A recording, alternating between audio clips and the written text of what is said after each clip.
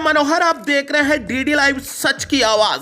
जो संकट में काम आए वही भगवान। जी हां, कोरोना संकट में गरीब मजदूर परिवारों के हमदर्द के रूप में पहचाने जाने वाले किसान कालूराम महिला दातारामगढ़ तहसील के चैनपुरा ग्राम पंचायत के उप सरपंच रहे हैं।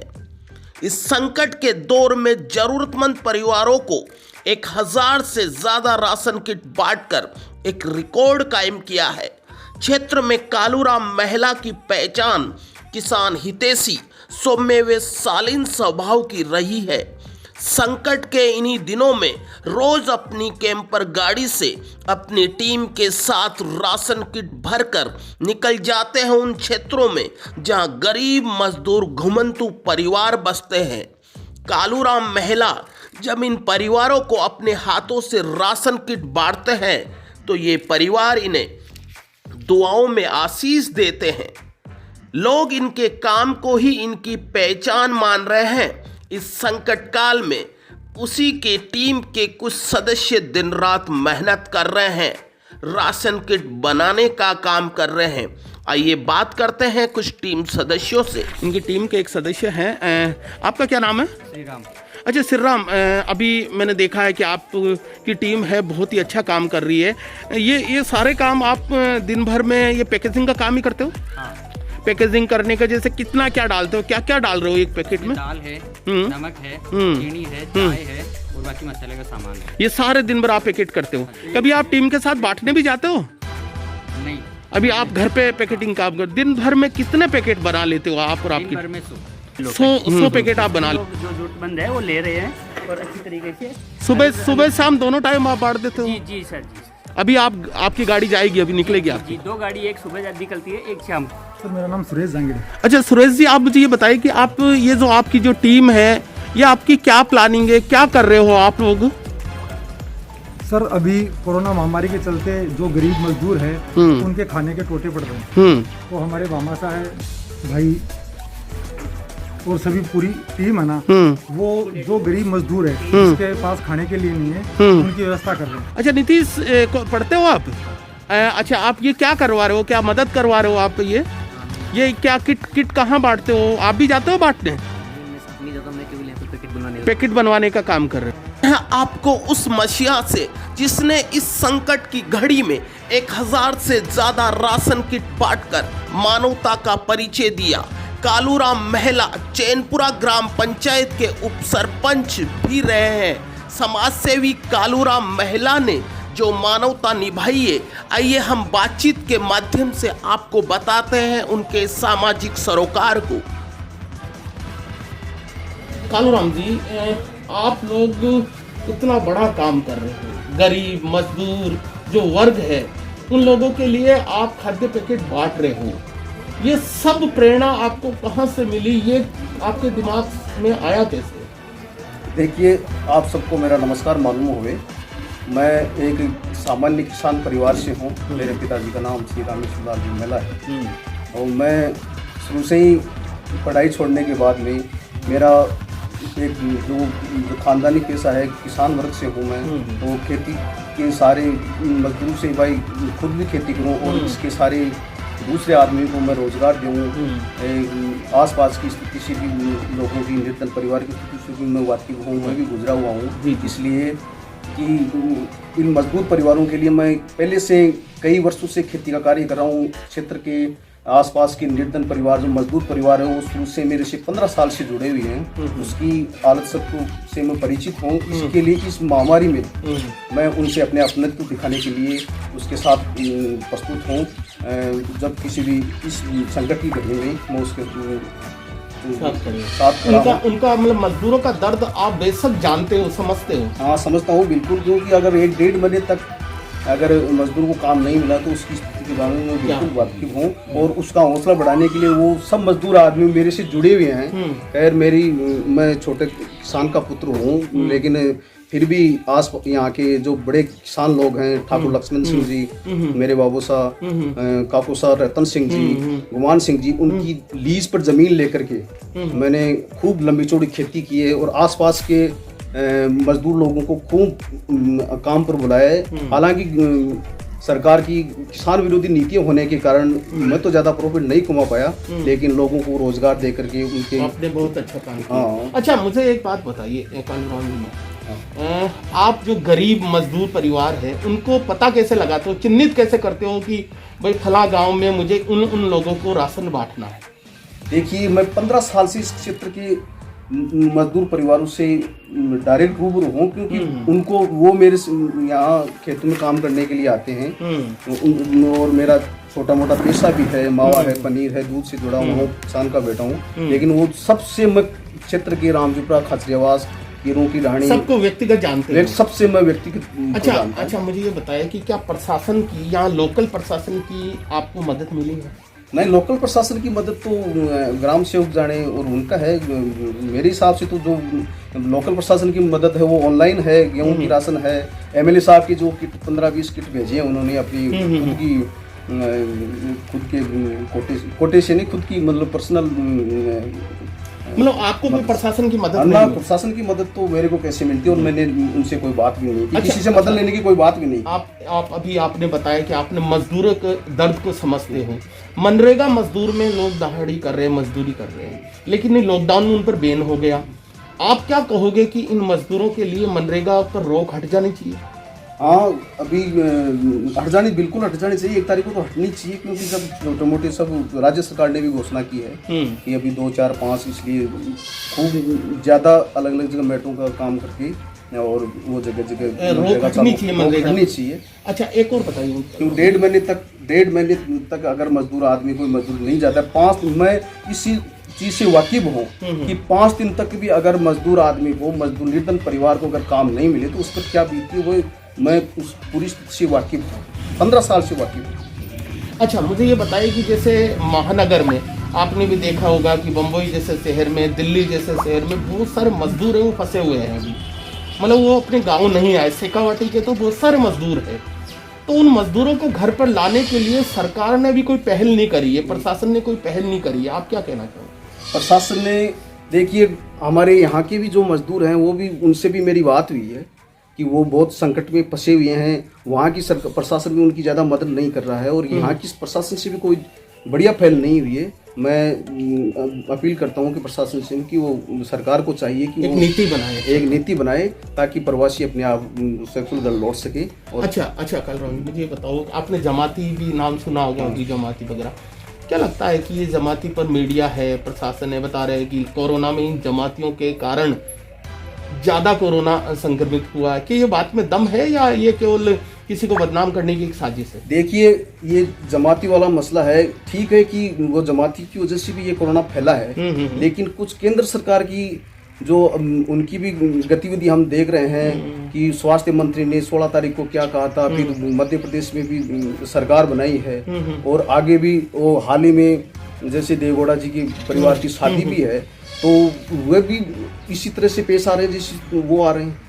मतलब आपका कहने का मतलब होता है कि ये प्रशासन या ये राजनीति है, इसमें कोई ऐसा नहीं है कि बदनाम भाई कोरोना उन्हीं के कारण फैला, ऐसा कुछ है नहीं।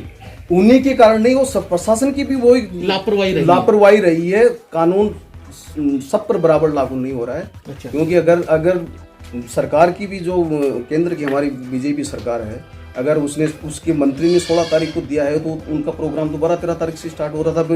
एकदम से प्रशासन ने भी मतलब उसमें सख्ती नहीं बरती है। अच्छा, मुझे एक बात बताइए, आप गांव से हो, उप सरपंच भी रहे हो, गाँव में अचानक महंगाई बढ़ गई है। मैंने देखा है कि आपके गांव में भी मैंने रिपोर्टिंग में देखा है कि कोई दुकान वाला है बाहर लिस्ट नहीं लगा रखा है। शिकायत ऐसी आ रही है कि जो चीज़ें हैं वो बहुत महंगी कर दी है। कभी आप उन दुकान वालों से, प्रशासन वालों से कभी आपने बात करी कि भाई आप महंगी क्यों बेच रहे हैं, ऐसा कभी आया? हाँ, बात की, प्रशासन से भी बात की और दुकानदारों से भी बात की। उन्होंने भी हमें बताया कि हम भी मानवता की तर्ज पर आपको सही पेश आना चाहिए। संकट की घड़ी में लोग कितनी सहायता मदद कर रहे हैं, आपको भी इंसानियत की परख समय पर होती है। आप मानो महंगाई उन लोगों ने, बहुत से लोग अपने स्वार्थ की सिद्धि कर रहे हैं, उनका ये गलत है। अच्छा कालूराम जी, एक और बताइए कि आपकी ग्राम पंचायत में बहुत सारे लोगों के राशन नहीं बने हुए हैं, राशन वितरक या राशन डीलर है उनको राशन नहीं देता है, क्या लगता है उनको राशन मिलना चाहिए? सरकार कह रही है कि जिनके पास राशन नहीं है उनको भी राशन मिले, क्या आपके ऐसा केस आया? जो खाद्य सुरक्षा से नहीं जुड़े हुए परिवार हैं, जो हकीकत परिवार हैं, उनको रास्ता ऐसी नीति बननी चाहिए, उनको तुरंत जोड़ा जाना चाहिए, उनको सहायता मिलनी चाहिए। नहीं, जैसे अभी सरकार ने तो बोला है, केंद्र सरकार की जो आई है कि भाई राशन मिल जाना चाहिए, फिर भी राशन नहीं मिल रहा है।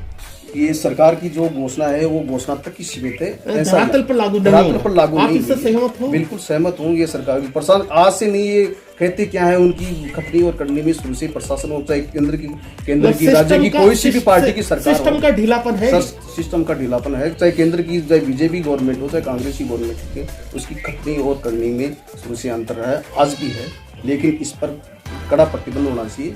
अच्छा कालूराम जी, मेरा अगला प्रश्न, शेखावाटी क्षेत्र में मैंने देखा है कि जो शराब कारोबारी है वो बढ़ रहे हैं। अभी पिछले मैं 1 महीने की रिपोर्ट देखूं तो 3 से 4 बार है दातारामगढ़ पुलिस को कार्रवाई करनी पड़ी है। लगता है कि एकदम शराब कारोबारी इस लॉकडाउन में बढ़ गए हैं, अवैध शराब बिक्री है। हाँ, बड़े हैं। एक यहाँ भी वारदात हुई है। सरकार को चाहिए कि इस पर कड़ा फैसला लेना चाहिए और ये बंद होनी चाहिए। ये मतलब अवैध शराब है वो बढ़ रही है, इस पर लगाम लगनी चाहिए, बंद होनी चाहिए। और शराब जैसे गुटखा, मैग, जर्दा, इन पर प्रतिबंध हो तो उसे, अगर मेरे को पूछे आप, तो इस पर प्रतिबंध ही लगना चाहिए। तो उसे हर सरकारें, गुटखे पर तो प्रतिबंध ऑलरेडी है, राजस्थान में गुटखा नहीं बिकना चाहिए, लेकिन उसके बावजूद भी धड़ल्ले से बिक रहा है, बहुत ज्यादा महंगा हो रहा है। तो ये सिस्टम तो पूरी तरह से फेलियर है, नाकाम है। मैंने पहले भी आपसे कहा कि सरकार की खतनी और करने में अंतर है, बातें कुछ और करती है, धरातल पर लागू और किस तरह से होता है। ये प्रशासन का, चाहे कोई सी भी गवर्नमेंट हो, कैसे भी दबाव में आकर के इन पर सबसे ढूंढ रवैया है। अच्छा कालूराम जी बताइए, ग्राम पंचायत के, आपकी पंचायत देख लीजिए, मास्क की है, सैनिटाइजर की है, बहुत कमी है। मैंने गांव में देखा कि किसी के मुंह पर सैनिटाइजर नहीं है, मास्क भी नहीं है। तो क्या प्रशासन ने जो दावा कर रही थी कि हर गांव में हम मास्क पहुंचा देंगे, ये फंड पहुंचा देंगे, क्या प्रशासन की कमी रही है या फंड आ गया उसका दुरुपयोग हुआ?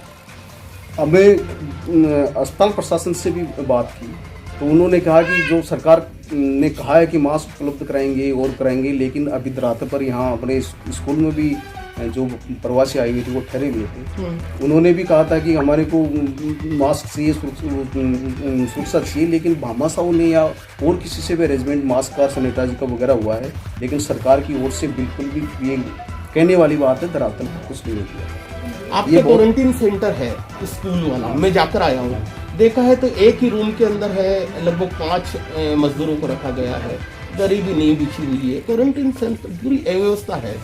कभी आपने प्रशासन पर दबाव नहीं बनाया है? बिल्कुल, लेकिन प्रशासन वालों ने ये बताया कि हमारे को भी ऑर्डर दिया गया है कि वहाँ जाओ, और बाकी कोई चीज़ उपलब्ध नहीं कराओ कि हम कहाँ से कराएं, लेकिन फिर भी हम अपने हिसाब से जो भी व्यवस्था अवेलेबल करवा रहे हैं वो हमारी तरफ से करा रहे हैं, लेकिन प्रशासन की ओर से कोई व्यवस्था नहीं, ये बात हकीकत है। प्रशासन ने क्वारंटाइन सेंटर पर अच्छी व्यवस्था नहीं करी है, ये आप कह रहे हो, आपको लग रहा है कि अच्छी व्यवस्था नहीं की है। और हमारे ग्राम प्रधान जो सरपंच महोदय जी हैं, उनकी ओर से भी कोई व्यवस्था नहीं करवाई है यहाँ, लेकिन उनकी भी जवाबदारी बनती है, वो इस गांव के मालिक है। अच्छा, सरपंच जो है यहाँ का प्रतिनिधित्व किया है पिछले लंबे समय से, जाना पहचाना नाम है, उनका भी लग रहा है कि क्वारंटाइन सेंटर पर व्यवस्था नहीं हुई है। उनको तो लग तो रहा है कि उनसे, जब उनके घर के पास में तो क्वारंटाइन सेंटर है, कौन सी चीज उससे छुपी हुई नहीं है, लेकिन उनका तो शुरू से जो खुद का स्वार्थ का काम होता है, पंचायत की जो विकास कार्यों में अपना अड़ेंगे से उनका पैसा कमाना एक मात्र धंधा है, और गांव से विकास से किसी को कोई मतलब, उनको कोई मतलब नहीं। संकट के काल में क्या उनका एक प्रयास, अच्छा प्रयास नहीं रहा जो पंचायत का एक होना चाहिए? बिल्कुल भी नहीं रहा। किसी भी आदमी को, चाहे वो क्वारंटाइन सेंटर पर हो, चाहे और भी कोई दुख पीड़ किसी को भी हो, दुख निर्धन परिवारों को किसी चीज़ की समस्या हो, उनको उनके द्वारा कोई किसी की मतलब पहल सामने नहीं, सरपंच की अच्छी पहल नहीं रही है। जबकि उनके 40 साल से उनका खाद्य आवास का चयन किया पंचायत से, 40 साल से वो सरपंच मौका मिला है, सरपंच डायरेक्टर उनकी अभी भी इस समय भी पंचायत समिति मेंबर भी हैं, वो यहाँ के सरपंच भी है, लेकिन उनकी एक मुखिया के नाते जो जवाबदारी बनती है, जवाबदारी से बिल्कुल उन्मुख है। उनका काम जो है अड़ंगा लगा कर मात्र अपना पैसा कमा के अपना घर बनना है, इसके अलावा जैसे हाल ही में यहाँ भी पंचायत में लोगों की जो जागरूकता नहीं है, उनका नाजायज़ फ़ायदा उन्होंने शुरू से उठाया है। अपने आप को विकास पुरुष बताते हैं, लेकिन उनकी हकीकत पहचाने तो आज लोग तो मजदूरों की। मैं बीच में रोकूंगा, आपका इशारा अगर मैं कहूँ तो स्थानीय सरपंच की बात कर रहे हो। हाँ, स्थानीय सरपंच की तो हमारे उस ग्राम पंचायत का चैनपुरा पंचायत की बात कर रहे हो। अच्छा, मुझे ये बताइए कि आप ही के बात सही प्रश्न, मेरा वही प्रश्न है। लगता है कि प्रशासन का जो फंड आया है, दावा किया जा रहा है कि केंद्र सरकार ने लगभग बहुत बड़ा फंड दिया है, इतिहास में इतना बड़ा फंड पहले कभी सरकार ने नहीं दिया है, उस फंड का दुरुपयोग हुआ है? ऐसा लगता है कि वो फंड का सही प्रयोग नहीं हुआ?